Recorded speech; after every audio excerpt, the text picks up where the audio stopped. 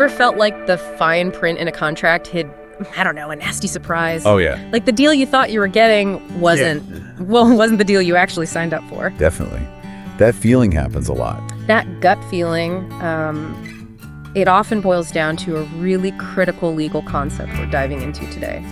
Fraudulent misrepresentation in contracts. Right. Think of it as what happens when lies, actual lies, get baked into an agreement. Exactly. We're looking at those situations where someone makes a false statement of fact during those negotiation stages, and that lie is actually what convinces the other party to sign on the dotted line. It's not just, sales puffery or opinion. It's got to be a verifiable untruth. And it has real consequences. And to help us kind of cut through all the legal jargon, we've pulled together some really solid resources. We've got insights from Cornell Law School, the expertise of Schwab and Gasparini. Great stuff there. A great briefing document that breaks down different angles, some helpful FAQs, and even like real-world examples to make it all clearer for you. Yeah, make it concrete. Our mission today, basically to give you a clear, practical understanding of this fraudulent misrepresentation thing so you can spot potential issues and, know what your options might be.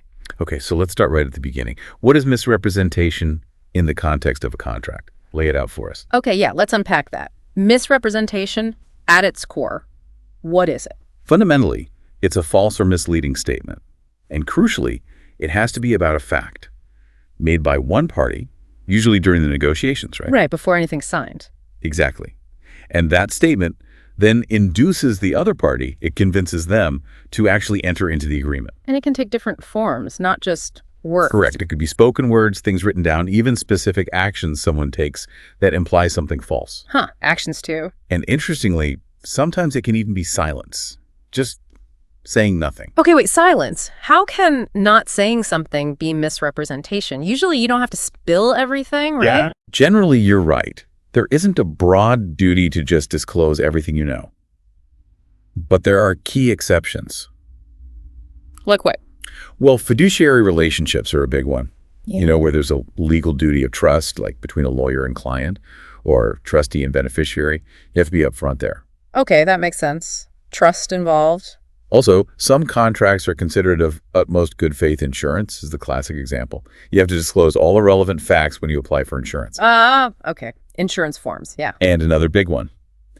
If you make a statement that's true when you say it, but then circumstances change and it becomes false before the contract is signed, you usually have a duty to correct it. You can't just stay silent knowing it's now untrue. So letting them believe the old, now false information is a problem. Exactly. It's about misleading through silence or inaction in those specific contexts. It's creating a false impression, even without an outright verbal lie. Got it. So it has to be a statement of fact. What about things like opinions or saying what you plan to do? Good question. Typically, statements of opinion like, I think this business is going to be successful, or statements of future intention, I intend to renovate this space next year, aren't treated as statements of fact. So those are usually okay? Usually. Yeah. But there are catches. If someone gives an opinion but doesn't genuinely hold it, or implies they have special knowledge to back it up when they don't, that could cross the line. Pretending to know more than you do? Right. And with intention, if you state an intention like, I intend to pay you back next month, but you actually have no intention of doing so at the time you say it, that can be treated as a misrepresentation of your current state of mind, which is a fact. Wow. Okay. That's subtle. It is. Yeah. The main point is, these pre-contractual statements, even opinions or intentions sometimes, can definitely lead to legal claims if they're false and they genuinely influence the decision to sign. Okay.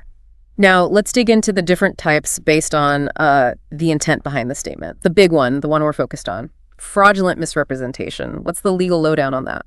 All right, this is the most serious kind. Fraudulent misrepresentation is basically a lie told on purpose. Legally, it's defined as a false statement of fact made, 1, knowingly you know it's untrue. Okay. 2, without belief in its truth, you don't care if it's true or not. Reckless, almost. Exactly. Or 3, recklessly, carelessly, whether it be true or false. And critically, it has to be made with the intent to deceive the other person and get them to rely on that false information to enter the contract. So intent is key here. You meant to fool them. Precisely. It's about deliberate deception for gain. And the takeaway here is huge. Intentional lies in a contract. They don't just maybe void the deal. they can open the liar up to significant financial penalties. That whole fine print protects me idea often goes out the window with fraud. So proving this in court, there must be specific things you need to show, right? Elements, they call them. Yes, exactly. According to sources like Cornell Law and Schwab and Gasparini, you generally need to establish 5 key elements to prove fraudulent misrepresentation. Okay, what are they? First, a false representation. There has to be an actual untrue statement of a material fact. Material meaning.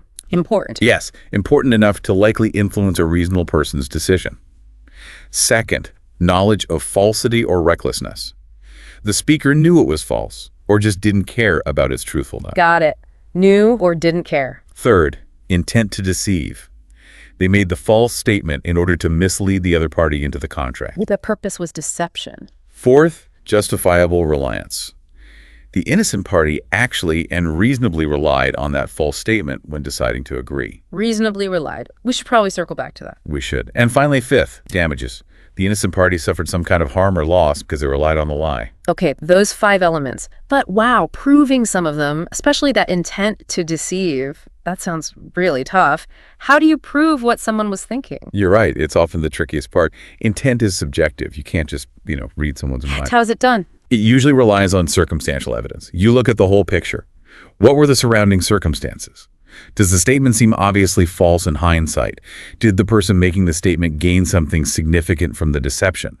Is there a pattern of similar behavior? Sometimes the falsity is so blatant that a court might infer the intent to deceive from the statement itself. You mentioned real-world examples help. Can you give us one for fraudulent misrepresentation? Make it stick. Sure. The classic, unfortunately common example is a Ponzi scheme. Ah, yes. Bernie Madoff territory. Exactly. Someone promotes an investment, promising, say, incredibly high guaranteed returns. They know the business model is fake, that there's no real profit, and the returns are just money from new investors paying off earlier ones. Right. Robbing Peter to pay Paul. Precisely. They make these false statements about profitability and security, knowingly, knowledge of falsity, intending for people to invest based on these lies, intent to deceive. People do invest, believing the promises, justifiable reliance, and then they eventually lose their money when it collapses, damages. That ticks every single box for fraudulent misrepresentation. And you mentioned the schemes often rely on trust and urgency. Yeah, they build rapport, create a sense of exclusivity, or a limited time opportunity to discourage people from doing their homework or asking too many hard questions. It's part of the deception. Okay, that makes the fraudulent type very clear. What about the other categories? You mentioned negligent misrepresentation. How's that different? Negligent misrepresentation is, well, it's less about intentional lying and more about carelessness. It happens when someone makes a false statement, but they make it carelessly, without reasonable grounds for believing it's true. So they might think it's true, but they haven't done their job properly to check. Exactly. The key difference from fraud is the lack of deliberate intent to deceive. They didn't necessarily mean to lie, but they failed to exercise reasonable care in ensuring the accuracy of their statement. The mental state is the differentiator. Intentional deceit versus carelessness. Can you give us an example of negligent misrepresentation? Okay, let's use a real estate scenario, since that's relevant later. Imagine you're buying a house, and you specifically tell the seller's agent, I need to be able to rent out the basement apartment to afford this. Okay, a clear requirement. The agent says, oh yeah, absolutely, it's zoned for rentals, no problem. But they didn't actually check the current zoning laws. They just assumed or relied on outdated info. Oh. You buy the house, relying on that statement, and then find out, nope, it's zoned single family only. You can't rent the basement legally. So you're stuck. Right. The agent probably didn't intentionally lie to trick you. Maybe they genuinely thought it was okay. But they were negligent. They had a duty to provide accurate information or state they didn't know, and they failed to take reasonable care. Their carelessness caused your loss. That's negligent misrepresentation. And it raises the question of what level of checking is reasonable, I guess. It does, and that can depend on the professional context and the specific facts. Okay, and the third type was innocent misrepresentation. Sounds less bad. It is, in terms of culpability. Innocent misrepresentation occurs when someone makes a false statement, but they genuinely believe it's true, and they have reasonable grounds for that belief. There's no intent to deceive, and there's no negligence involved. They were just honestly mistaken about a fact. An honest mistake, basically. Can you illustrate that? Sure. Let's stick with the house selling idea. Imagine you're selling your home. You honestly believe the foundation is solid. Maybe the previous owner told you it was recently repaired. You have receipts, and you've had zero problems yourself. Okay, seems reasonable to believe it's fine. You tell the buyer, foundation's in great shape. But unknown to you, there's some hidden underlying issue that only a deep inspection would reveal. Your statement about the foundation turns out to be false. But you didn't know and had reason to think otherwise. Correct. You made the statement with a genuine belief in its truth, based on reasonable grounds, your experience, the prior info, that would likely be classed as innocent misrepresentation. But interestingly, even though it's innocent, it can still have legal consequences for the contract. Really? Even if it was an honest mistake. So what is the impact on the contract when these things happen? Can the contract still stand? Well, it depends, but often, no, not necessarily. Especially with fraudulent misrepresentation and often with negligent misrepresentation too, it can make the contract voidable. Voidable, meaning? Meaning the innocent party, the person who is misled, gets a choice. They can either choose to go ahead with the contract anyway, affirm it, or they can choose to cancel it entirely. Cancel it.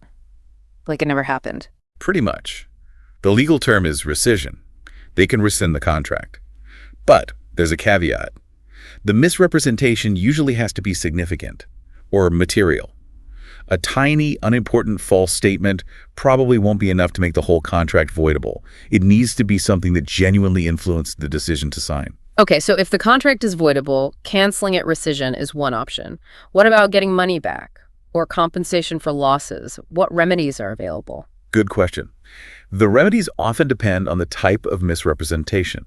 Rescission, as we said, unwinding the deal, putting everyone back where they started, that's generally available for all three types if they're actionable, fraudulent, negligent, and even innocent misrepresentation. Okay, so cancellation is broad. What about damages, actual money? Damages financial compensation are typically available for fraudulent and negligent misrepresentation. How do they differ? For fraudulent misrepresentation, the damages can be quite extensive. The aim is often to cover all the direct losses the innocent party suffered because of the fraud, even if those losses were kind of unexpected or unforeseeable.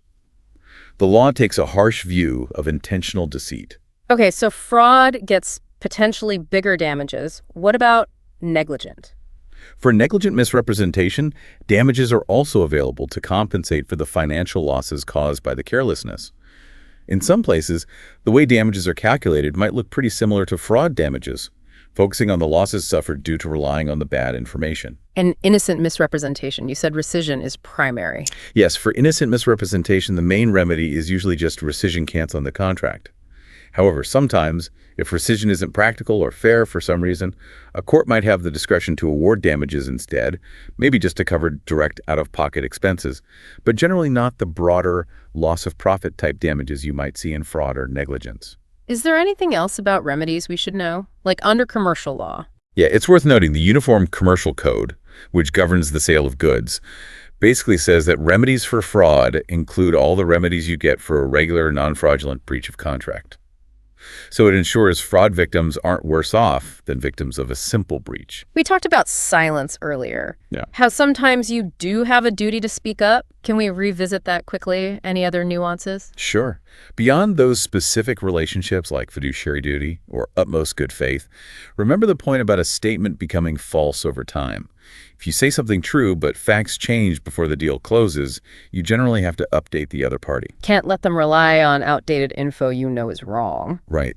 And also, sometimes conduct itself, even without words, can be misleading if it's clearly intended to conceal the truth you should be revealing.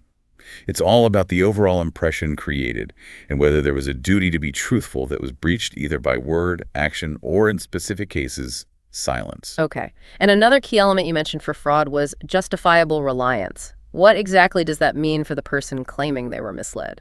Justifiable reliance is crucial.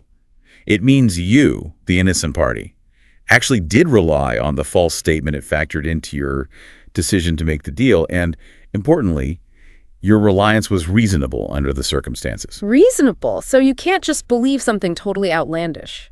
Generally, no. But the law often doesn't put a heavy burden on you to double-check everything the other party says, especially if it seems plausible. You're usually entitled to take statements of fact at face value unless there are obvious red flags suggesting the statement is false. So I don't have to hire my own inspector if the seller says the roof is new? Not necessarily to satisfy reliance, though it's often wise to do so.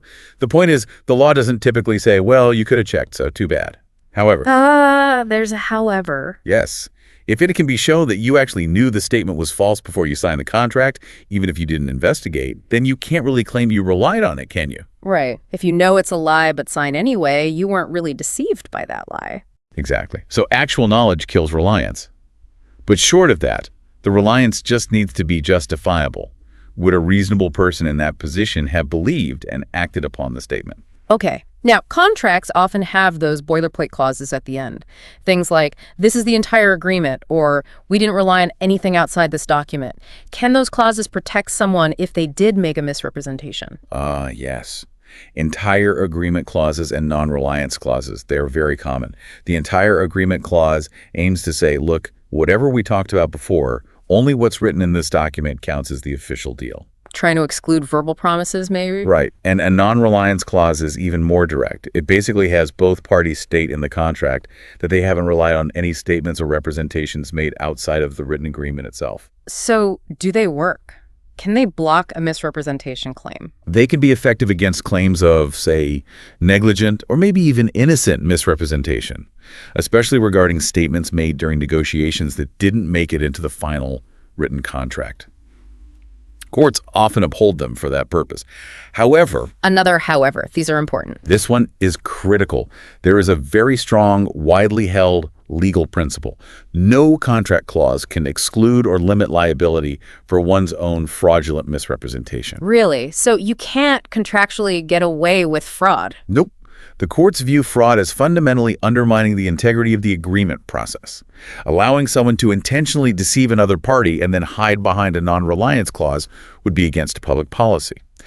So, while those clauses might block claims based on honest mistakes or carelessness outside the contract, they won't shield a party who deliberately lied to induce the contract. That's a vital protection for the innocent party. That's incredibly important to know. Wow. Okay. Misrepresentation feels like it could happen almost anywhere. Are there specific areas or types of deals where it's, more common or has particularly big consequences? Absolutely. Real estate is a huge one. Misrepresentations about the physical condition of the property, hidden defects like leaky roofs, bad foundations, mold, or about things like property boundaries, easements, or zoning restrictions are unfortunately common. Which is why seller disclosures are a thing. Exactly. Many places, including California, have mandatory disclosures to try and prevent this. Another major area is securities fraud. Like stocks and investments. Yes. Misrepresenting or omitting crucial information to convince people to buy or sell stocks or other securities. This is heavily regulated. Think SEC rules like Rule 10b-5. To prove securities fraud, you usually need to show things like a material misrepresentation or omission. Scienter. Fancy word. It just means intent or knowledge of wrongdoing, similar to the intent element in common law fraud, often meaning intent to deceive, manipulate, or defraud, or sometimes severe recklessness, plus reliance, causation, and damages. Okay. And what about the people making these statements, like company bosses? If a director lies, can they personally be on the hook? Yes, absolutely, especially in cases of fraudulent misrepresentation made by a company director or officer. The fact that they were acting for the company doesn't automatically shield them personally from liability for their own fraud. So the company structure doesn't always protect them. Not from fraud. This is often related to the concept of piercing the corporate veil. If a director commits fraud, courts can potentially hold them personally liable, meaning the person harmed could go after the director's personal assets, not just the company's.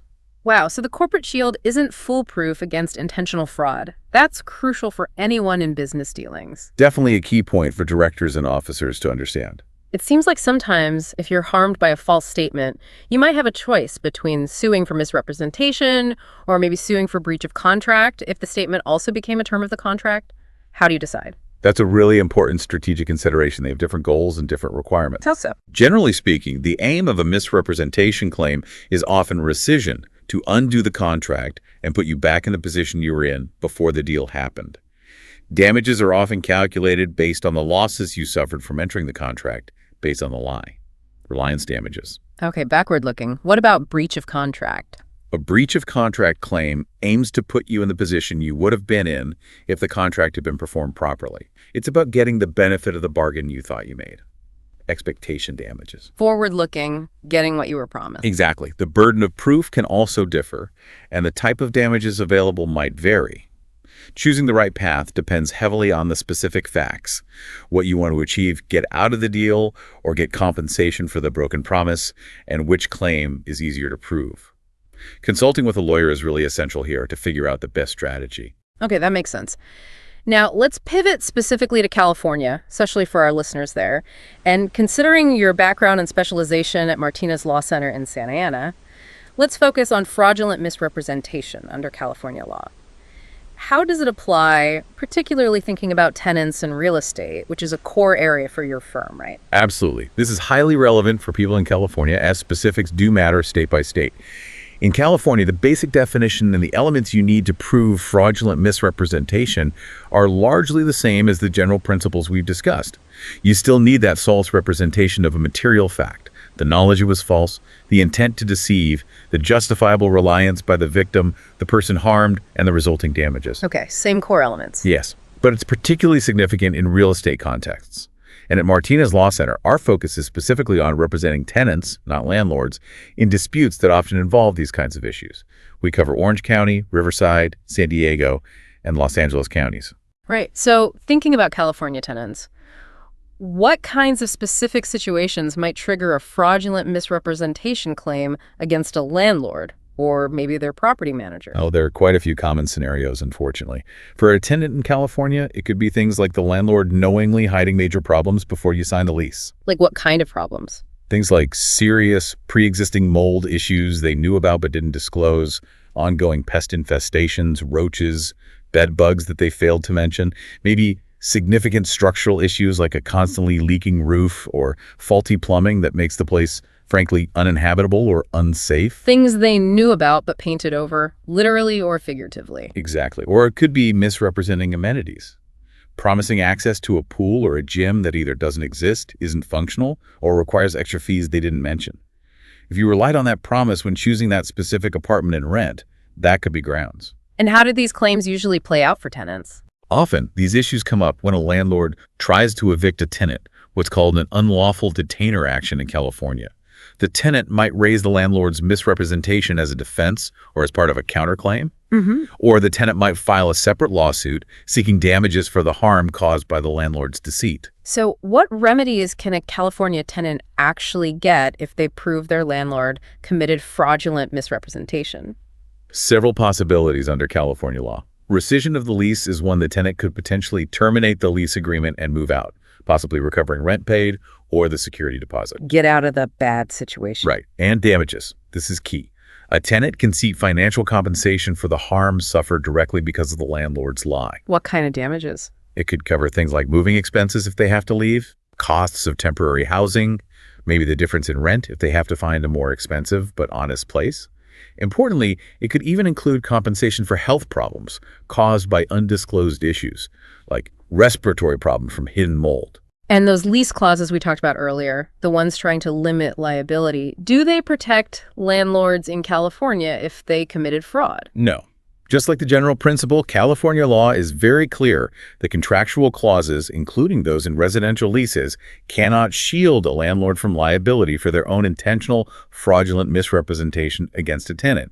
You can't use the lease to excuse fraud. That's a vital protection for tenants. So for our listeners who are tenants in Southern California, Orange County, Riverside, San Diego, LA, and think they might be facing this kind of situation with their landlord, how can Martinez Law Center help them? Well, as I mentioned, Martinez Law Center specifically focuses on representing tenants in these exact areas. We handle disputes with landlords, and that absolutely includes cases built around fraudulent misrepresentation, whether it's about the condition of the property, lease terms, or anything else the landlord lied about to get you to sign the lease. And you only represent tenants. Correct. We stand for tenants, not landlords. So if you're a tenant in one of those counties, and you believe your landlord misrepresented something significant, we encourage you to visit our website, martinezlawcenter.com. martinezlawcenter.com. Yes. You can find more information there about tenant rights in California and learn how our team can help evaluate your specific situation, understand your options, and protect your interests. We're here to help tenants navigate these really difficult and often stressful legal issues. This has been a really insightful deep dive, especially focusing on fraudulent misrepresentation and how it impacts tenants' rights here in California. So to quickly recap the big takeaways. No, let's nail it down. Fraudulent misrepresentation is fundamentally about intentional deceit.